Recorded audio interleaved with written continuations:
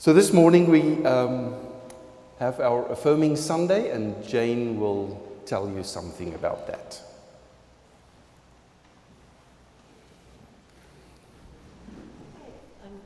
Hello. Brad, am I home? Okay. Well, Marty said not to do that because she's coming later. I'm not going to say too much right now, just this is the first of a series. We're trying to do something every month that will help educate you of this process that we're going through to become an affirming church.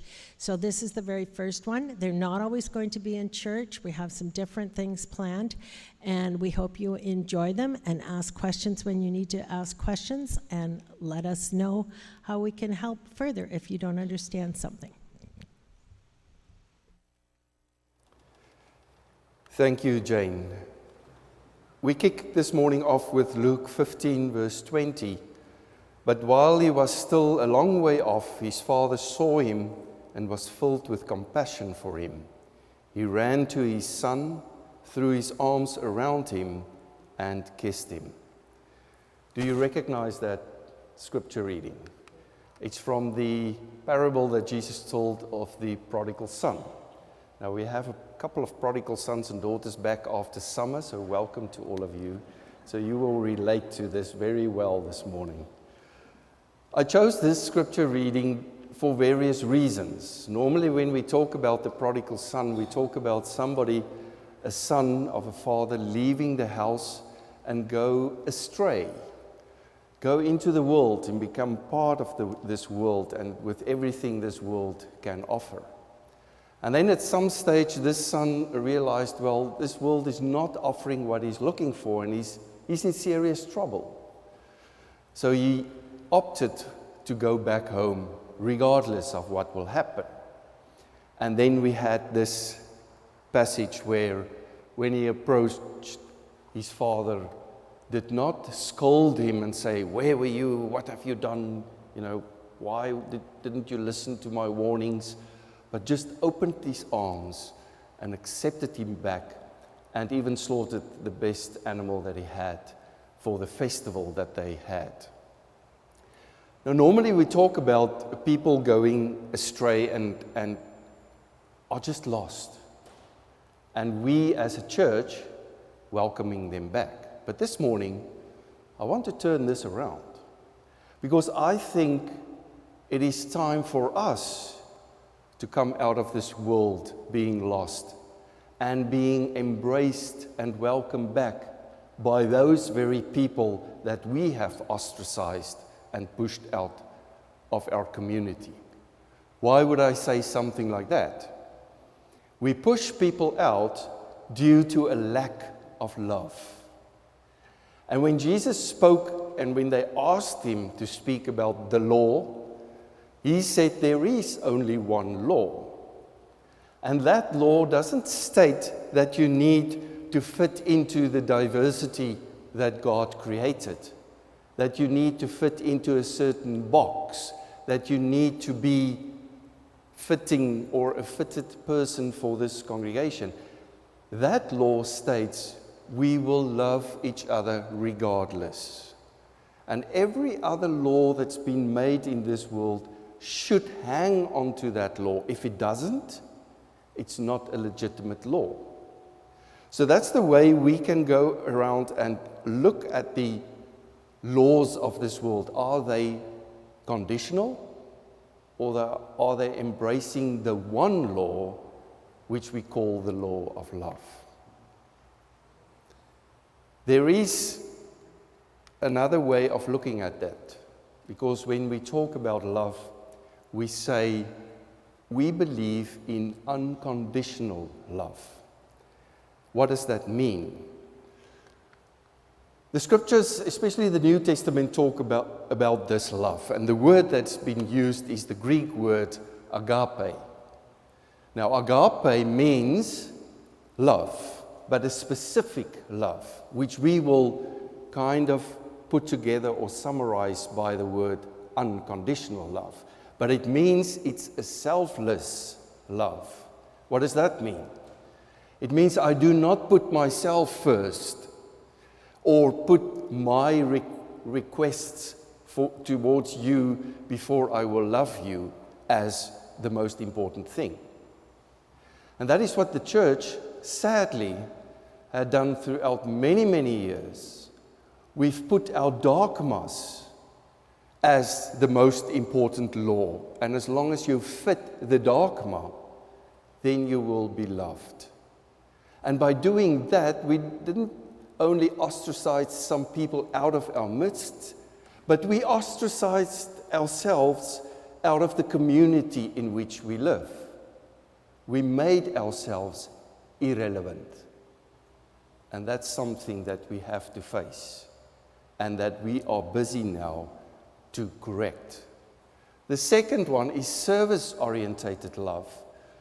Now, I must say that this congregation, I don't need to teach you this. We can just go to Gore Park and what you do there. That is unconditional love. We don't cook food during the week downstairs and we say, oh, these are the people that are worthy to receive this food on a Sunday. No, or a Saturday. We come together, we do it, and we take this food, and regardless of who you are, what your background is, or what the state of your life is in, you are welcome. Well done, Faith United, because you understand that that is part of agape, unconditional love. Service-orientated through love. And then the third one is a difficult one for all of us. It's a love that we give without expecting anything back. And if you have to be honest with yourself this morning and look into your own heart, do we find that father in the prodigal son parable that did not expect his son coming back saying, oh, I'm so sorry, I've done so wrong, here's a gift for paying for these wrong things I have done? Not at all. It is expecting nothing except opening your arms and embracing and bring into your embrace those people that we have ostracized. Now, my prayer for us as a congregation would be that those that we have pushed out into the society out there and made them felt not welcome in this sanctuary on a Sunday morning in our midst, that they would turn around and open their arms towards us and welcoming us back and say, we love you unconditionally. We do not want anything in return. Wouldn't that be wonderful? If those people would find it in their hearts a forgiveness that Christ preached without asking anything back. Agape means, furthermore, the type of love. Circumstances mostly determine love for us. Now I talk about ordinary people. You know, I am forced to love my children because they are born into my house, so that's a circumstance.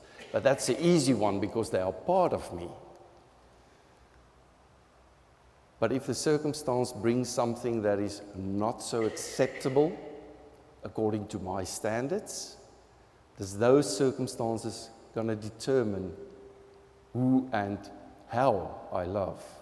That's the question. Who's worthy of your love? These are questions we need to ask ourselves, and I include me in this. Who is worthy of my love? You can answer that silently in your head. Thank you. So who's worthy? Do we tolerate difference? Where does difference come from? Where does diversity come from? Is it something we created? It's part of creation. It's the richness and the beauty of creations. If we only had roses up and down every street and no other flower, how boring gardens would have been. But now you walk down the street and in every garden there's something else. There's a surprise. Because some people love lilies more than roses, so they plant them. And that's the way this creation works. The diversity creates the beauty. And as soon as we start to say this diversity is acceptable to us, but this not, what are we doing? Are we really loving? And the fourth one, who deserves your love? That's also something we look, oh, I can't be in this relationship because this other person don't deserve my love. I'm such a good person and giving everything and that person giving nothing. You know, all these sayings that we have and these conversations that we have in our heads to kind of prove that we are right and they are wrong. That is not love. Unconditional love does not ask anything back. So we do not need to sit in a relationship where we get 50% back because I give 50. You know, we have that saying, give 50-50. It's not. It's give 100. And whatever the other person gives is up to them. It's not your place or time to judge. So the prodigal son came back, and the father opened his arms, and he looked him in the eye and said to him, I love you. Welcome back. May this world open their arms to us and say, we do love you. Bring your message. Welcome back. Dear friends, let us love one another, for love comes from God. Everyone who loves has been born of God and knows God. Whoever does not love does not know God, because God is love, in the words of Jesus. In the world today, we talk about the 2S LGBTQIA+ society, and that is part of the affirming process for us as a congregation. So we called it the Sunday where we learn the alphabet, because that's almost the whole alphabet there. And we're going through the letters. Who of you know every letter, what it stands for? 1, 2, well done. 3. 3, that is more or less 5% of the people that's here. That's a very small percentage. So we're all going to learn this morning something new. So Jane and Margie is going to take letter by letter and explain to us what these letters mean.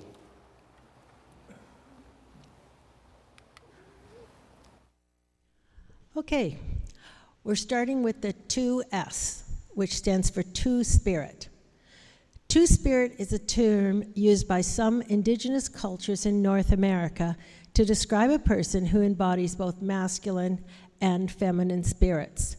This identity may encompass a combination of gender, sexual, and spiritual experiences.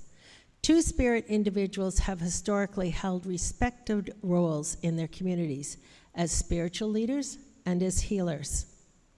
As people of faith, we can honor the Two-Spirit identity by learning about indigenous cultures and the rich history of spiritual diversity, respecting the sacredness of this tradition, and advocating for the dignity and rights of indigenous peoples. L. L stands for lesbian. Lesbian refers to women who are attracted romantically and or sexually to other women. For many, being a lesbian is not just about sexual orientation, but also about identity and community. As people of faith, we can honor lesbians by recognizing the deep love that can exist between two women and ensuring that all relationships are treated with the same respect and dignity. Our faith calls us to see love as a gift, no matter where it is found.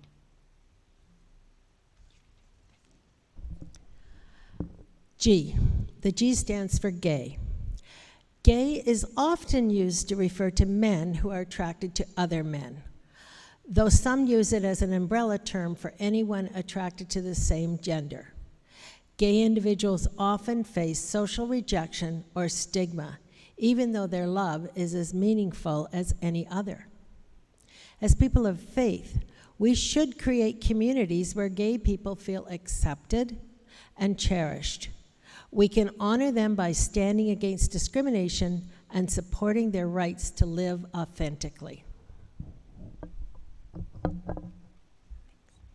B, bisexual. Bisexual individuals are attracted to more than one gender. It is important to remember that this identity doesn't require a person to be attracted to men and women equally. Bisexuality is diverse and personal. As people of faith, we honor bisexual individuals by affirming the validity of their attractions and ensuring that they are not marginalized for their fluidity in love. We can remember that our call to love others transcends categories and definitions. The T stands for transgender. Transgender, often shortened to trans, refers to people whose gender identity does not align with their sex, with the sex they were assigned at birth. Trans people may undergo medical transitions, or they may not. Their identity is valid regardless of whether they seek surgery or hormones. As people of faith, we are called to honor the dignity of transgender individuals by recognizing the deep importance of living in a way that is true to oneself. We can support them by creating safe spaces, using their chosen names and pronouns, and affirming that they are beloved children of God. Q, queer or questioning. Queer is an umbrella term for people whose sexual orientation or gender identity doesn't conform to societal norms. Questioning refers to people who are still exploring their sexual or gender identity. As people of faith, we can honor queer and questioning individuals by making space for those who are on a journey of self-discovery. The process of understanding one's identity can be sacred, and we can support them with patience and openness. I stands for intersex. Intersex people are born with physical sex characteristics, genitals, chromosomes, or hormones that do not fit typical definitions of either male or female. This is a natural variation of human biology, but intersex individuals often face medical and social challenges due to misunderstandings or stigma. As people of faith, we can honor intersex individuals by advocating for their bodily autonomy and opposing unnecessary medical interventions. We should respect the diversity of God's creation and affirm their right to self-determination.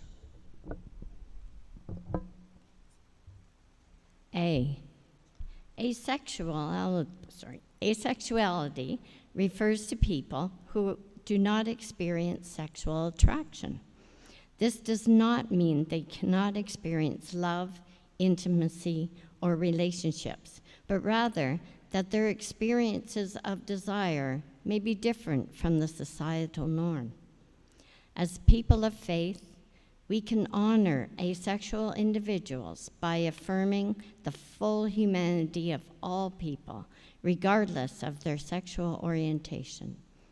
Love and companionship take many forms, and we can celebrate these in all their diversity.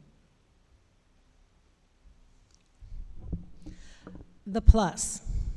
The plus in 2S LGBTQIA+ represents other identities that fall outside of heterosexual or cisgender norms, including pansexual, non-binary, and more. It reminds us that human diversity is expansive and constantly evolving. As people of faith, we should always seek to learn more and to be open to the growth understanding of gender and sexuality. The love of God is inclusive, and so should our love be for one another. Now we're just going on to how the people of faith can honor the 2SLGBTQIA+ community. And by the way, the affirming team hasn't got the acronym memorized yet either, so you just keep at it, and we're keeping at it too. So first, in 1 Corinthians 13, verses 4 to 7, we're all familiar with this passage. Love is patient. Love is kind. It does not envy. It does not boast. It is not proud. It does not dishonor others. It is not self-seeking, nor is it easily angered. It keeps no record of wrongs. Love does not delight in evil, but rejoices with the truth. It always protects, always trusts, always hopes, and always perseveres.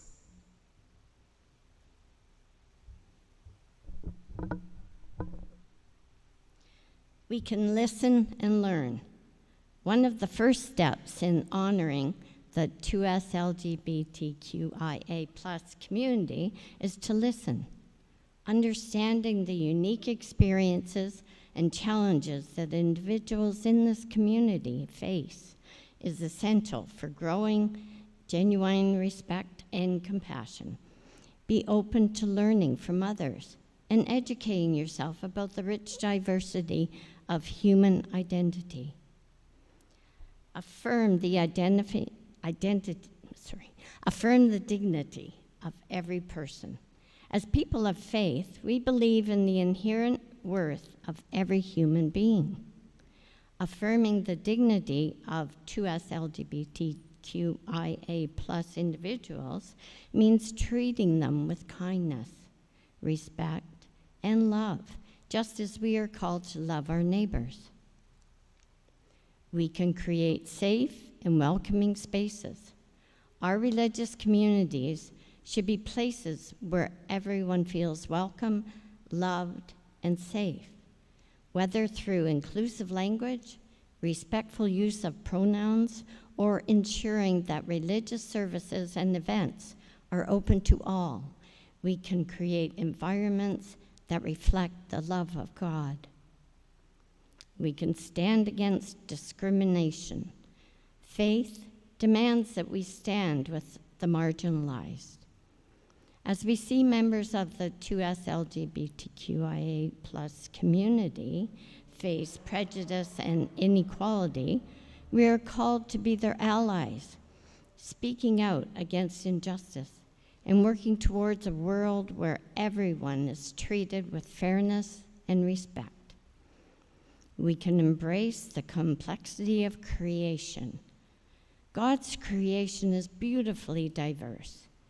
Gender and sexuality are complex aspects of who we are, and they reflect the vastness of God's creative power. By embracing the complexity, we acknowledge that all people, regardless of their identity, are worthy of love and acceptance.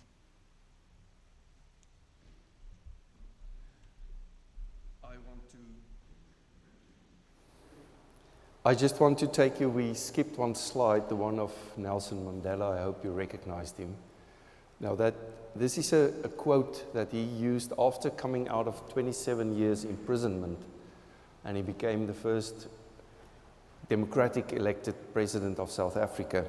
He said this in his inaugurating speech: "Honor belongs to those who never forsake the truth, even when things seem dark and grim, who try over and over again, who are never discouraged by insults, humiliation, and even defeat." May we honor these people.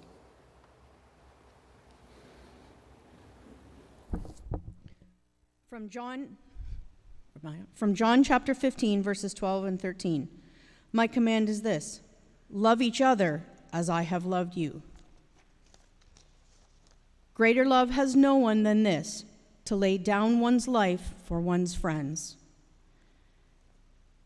Love without expectation. Just as God loves us without expecting anything in return, we are called to love others without conditions. This love extends to family, friends, strangers, and even those we struggle with. Unconditional love is deeply connected to forgiveness, as seen in how God repeatedly forgives us. We are called to let go of past wrongs and embrace people with grace. Unconditional love often requires sacrifice, putting others' needs ahead of our own. Whether through small acts of kindness or grand gestures, love in action is a powerful reflection of God's love. Unconditional love, as demonstrated by God, is boundless, self-sacrificing, and unchanging. It is the love that we are called to show one another. Whether through forgiveness, service, or simply offering compassion without judgment, when we love in this way, we reflect the heart of God and fulfill the greatest commandment to love God and love our neighbors as ourselves.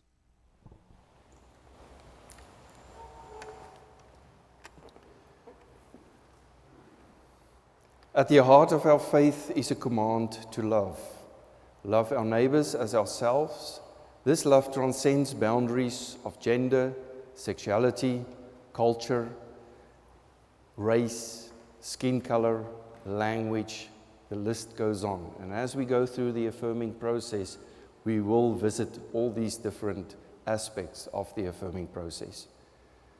The 2SLGBTQIA+ community represents a beautiful diversity within God's creation, and it is our privilege and responsibility as people of faith to ensure that all people, regardless of their identity, feel loved, honored, and respected. There's a quote from Deepak Chopra, who said, "Love is the ultimate truth at the heart of the universe and transcends all boundaries." If we cannot find that love in our sanctuary and in our congregation, then we have a serious problem. I want to offer you the time to ask questions or to make a statement if you feel like, and I will hand you my precious speaker. So anybody having a question? The floor is open.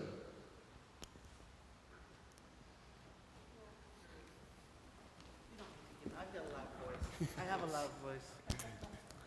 Non-binary, I question. Is that to do with the people that are wanting to identify as animals? No, I don't think so. I don't think so. No, non-binary has all to do with being human. And it's a more free and open gender identification as well as sexual identification. We get what you are talking about. Some people, want to be a cat or a dog, or maybe they're onto something, who knows? I must say, some days I would love to be a cat just lying in the windowsill of my house, baking in the sun. But that's not necessarily what non-binary is. Any other questions?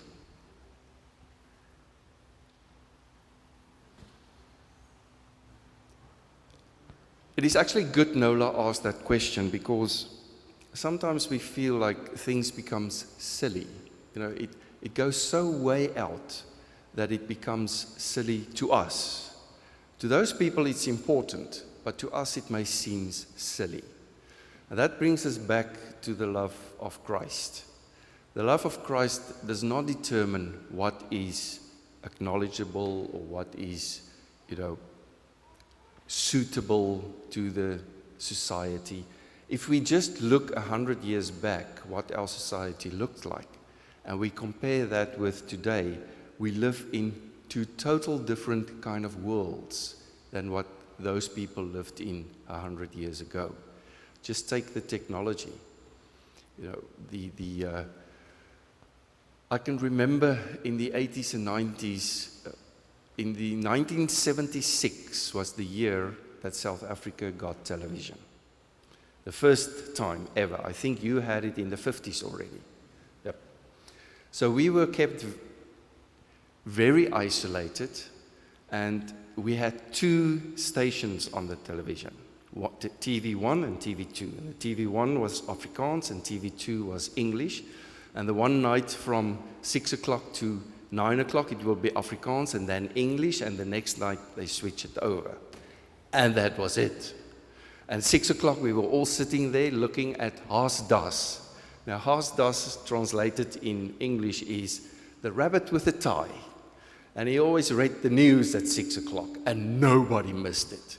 Not even the oldest of the oldest people or the youngest of the youngest, because it was just so funny and so wonderful. And in those days, people walked around and said, you should not bring that evil into your house. And I think we should have listened to them. Because every new technology was seen as evil. Every new thing is mostly seen as evil by people. And that's why the church also saw people with a different gender or a different sexual orientation as evil, because they don't fit the norm. And that's where we get our tradition from, which has been indoctrinated into our heads. And I get it. It's not easy for you to make the shift in your minds, to be open and to be acceptable. But there's something I want to give you this morning. Just imagine for one moment, here today, that the person next to you or in front of you or sitting at the back of you in the pews today has a child that they dearly love, that is a gift of God to them. But that child has a different gender or has a different sexual orientation. And that mother or father or brother or sister found it in their hearts, or grandparents found it in their hearts to love that child unconditionally. Who are we? Or who are you that do not have that in your close circle of family or in your extended family that you do not know of? Who are you to judge? I think I'm correct. It is Jesus that said, don't judge. So when we don't judge, we are in good company. And this is what this church is about, and our congregation is about. We're not judging, we love. And we love without asking questions or without setting limits.